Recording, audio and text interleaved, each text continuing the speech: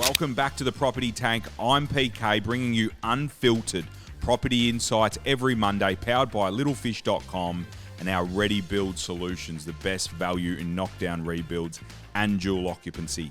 You can book a call with me anytime. The QR code is on the screen. And for all you property nerds out there, please join free Little Fish Network. Thank me later. Thousands of members in there. Endless resources, and the resources will keep coming, guys, so make sure you get in there. All right, guys, keen to get into this one. We're going to show you what $1 million buys you in different areas of Australia. Is the Australian dream dead? Buying a property for now, $1 million, that's where it sits.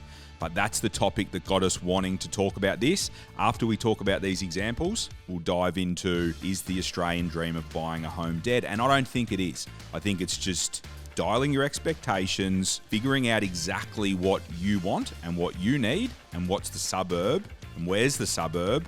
You can get that and afford that. So let's get into it. Lily, the power fish, she's put together a couple of examples.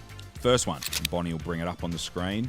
We've got one in South Yarra here. So South Yarra, for the people who live in Victoria, Melbourne, understand that it's probably the premium suburb, one of, if not the premium suburb of Melbourne. So here's an example from here. So we've gone straight to the top. And what do you get for, and this is circa $1 million. These seem to be between 1 and 1.2, and that's fine. So the premium suburb of Melbourne. That's 1.2 million, and you've got a house, you've got land in South Yarra. Here we go. Next one, Bonnie. We've gone out to Ballarat. We're in Ballarat. It's probably an hour 20, hour 15 drive from Melbourne, certain parts of Melbourne. And this is a conundrum people have got. So if they've got a family or they've got a setup where they need a bit of space, they maybe want something a bit newer because they're not handy. These are the questions that they're having. Hey, can we buy something for $1 million in South Yarra and maybe have to do it up, a bit smaller, not much of a backyard? Or do we go to a Ballarat and spend, what have we spent here? Circa 1.1, circa 1.1, and we've got a massive pad, 4 bed, 2 bath, 2 car, built within the last couple of years, circa 600 square metres of land, opposite a reserve, all families be very comfortable in that. So that's the trade up, and especially when COVID hit, a few of these areas actually had more of a reason to go there because people could have flexible working from home arrangements, and people might get the train from Ballarat, might drive, and yes, a bit more travel time for whoever might be working in Melbourne, but they might only be doing that 2-3 times a week, 4 times a week, and then they get to live in these suburbs where they get more bang for buck. So anyway, that's a good example for that one. Power's had a bit of fun with this, and she's looked in sunny Darwin to see what you can get for circa $1 million in Darwin. What have we got, Bonnie?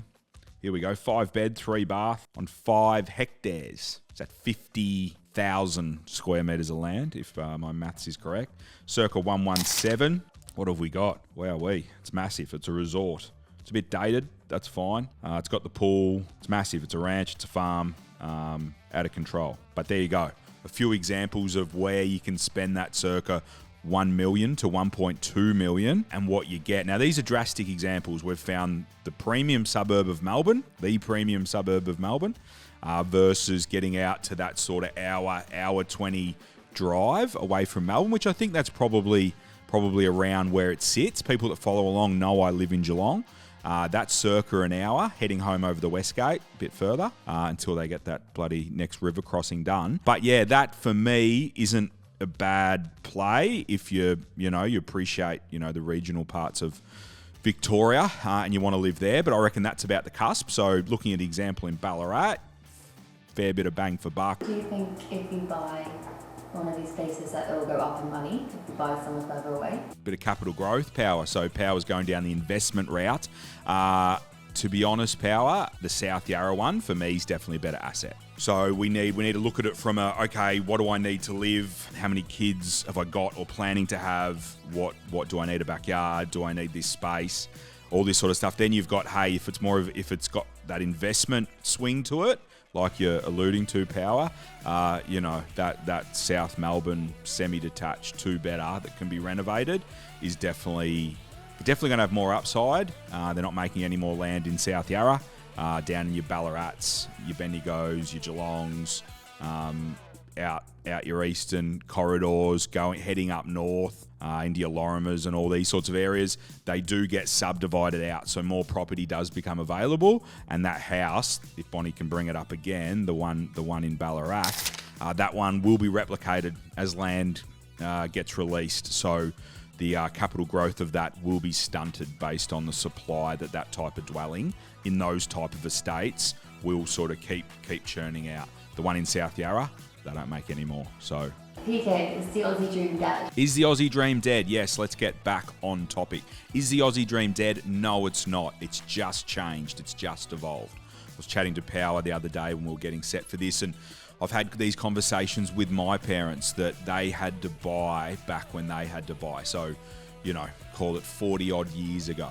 Around the time I was born, when they were looking at property here in Melbourne, they had to manage their expectations. They had to push further out of Melbourne than other people were potentially going. Now, they were looking in your Fitzroys and your Brunswicks, where 40 years ago, that was you couldn't get your head around that. Your Williamstowns, these areas, but you couldn't get your head around that 40 years ago, and those buyers couldn't. So they were still having that fight on, wow, where do we go? Now, all these areas gentrify as time goes on, and people need to manage their expectations. So the Australian dream of buying your home is not dead, it's just changed.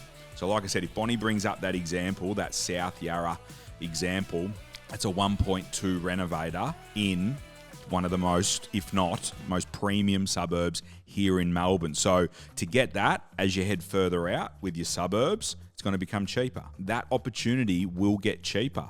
Now, that's a semi-detached, that needs a lot of work, but it is livable right now. And for me, that's the key. If that's livable and you're at the start of your investment journey and your property buying journey, that's a great proposition. Now, it is 1.2.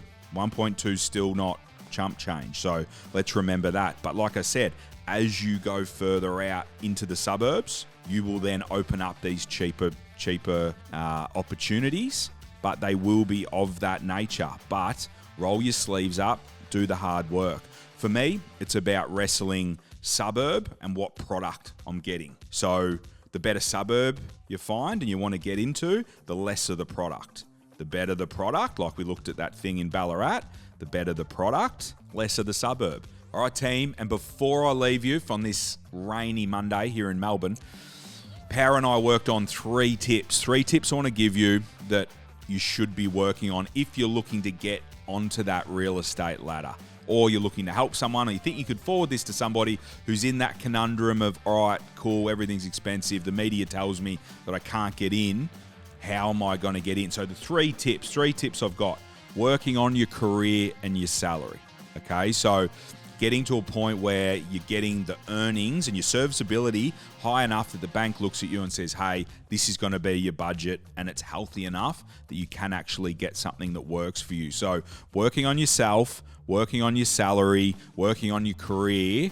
So working hard in your job so you can actually go through those pay levels and incrementally increase that, and the bank will look more favorably on you. So that's an important one, and Power and I have been working on this, and she loved that one. So challenging your expectations, spoke about it earlier on in the podcast. Start to eye off, hey, is it a little renovator in a Brunswick, in an Armidale, in a South Yarra, if you've sort of got that budget? Where is it going to suit you? So like I said, the 1.2 million, that's not going to be for everyone, but where can you get a little 2-bed renovator that's got a portion of land? Let's not look at the apartments. A lot of apartments getting created. The supply-demand metrics there don't really work. We want to buy a bit of land, even if it is attached, little period home or something like that in a nice suburb. That's what you need to be looking for. So what are your expectations? And if you are early on in that journey, let's tackle a project like that before we go out into the suburbs and maybe buy that, 700 square metre block, 50 square home, depending on your situation. If you are in that stage of your life where, hey, you've got a bit of time, a bit of runway to actually buy something, renovate something, and then maybe look at your next move, because that little project, that little home, that little 2-bedder that I showed earlier, will be good to you. So managing your expectation and looking at where your budget will get you, that's number 2. So that's the challenge on the next one. And you need to be gritty there. You need to suss that out and challenge that, and not sort of put our heads in the sands and go, I can't afford it. Figuring out what is out there and how you get your hands on something like that. Last one, how you're getting in. Let's get creative, okay? We've got plenty of clients over on the development part of the business that work with brothers, sisters. Have you got a girlfriend, a boyfriend, fiance, husband, wife? Have you got the dual income going yet? Being single income to tackle this problem of getting in can be hard. I didn't do it. I had dual income. My now wife, that's how we got in, because you got the 2 salaries and you haven't potentially got kids at that point, if that's you. So how do you get in? Do you use your parents? Can your parents help you? But remember, you need to save that deposit and you need to get that serviceability up to get that borrowing capacity up, so you can actually make this happen for you and your situation. So let's go through them again. Work on your salary, work on your career. Work hard. Get into salary brackets that, and that might mean overtime. It might mean, if you're a tradie, it might mean overtime. If you're blue collar, overtime. If you're white collar, it's about working, getting on the good salary, being able to negotiate yourself up, get into better brackets fast as you can, so the bank, it looks friendly upon you, challenging your expectations. Where can I buy the properties that is going to suit my needs? Is it a bit further out, something a bit bigger? Is it a bit closer in, something a bit smaller that you can renovate? Figuring out where is it going to suit you. Where's your future also? Where's your future going to be? Start to think about, because once you buy something, ideally you don't want to, it costs money to buy and flip and move and change your mind. So make sure your future somehow lives around where you're gonna buy it and where you're gonna live for a while. And then finally, you've got, all right, let's get creative. Can you buy something with a brother, with a sister, with parents? Have you got a spouse or a boyfriend, girlfriend where you can get the dual income? How do we get creative to get in the market? So they're my 3, Power. Appreciate your help. Until next time, until next week, guys. Can I have one more tip? Of course, one more tip, Power. Where are we at? How do I buy my dream home? How do you buy your dream home? Okay, firstly, you got to calm down there, Power. You're not buying your dream home first. That's where some people, I think, can get lost. It won't be your dream home. It'll be your first home. So let's get the first home. Let's put the work in. Let's create some upside. We say it here a lot. Don't wait for capital growth. Create it, Power. You know this. So yeah, it won't be your dream home, but it'll be your first home, which will be a very important home to you, and you will remember it for a long time, because it's what will kick you off on this journey. All right, guys, that's it from us. See you next week, Power. Remember, guys, Property Tank dropping 3 o'clock this Thursday, where Gav and I talk about the 4 seasons of the property market. Where are we? And should you wait or should you go? And will people FOMO in as interest rates start to come off and property lives more on the headlines of the big media outlets, and the momentum starts to grow? So what's going to happen there? What season are we in? And get Guru's tips. Guru's dialed into this stuff. He's active himself, as everyone knows who follows. So tune in for that. And until next time, have a great week in property. It's raining here in Melbourne, but the week will get better. There's a little bit left in summer. I can feel it. Till then, cracking week, guys.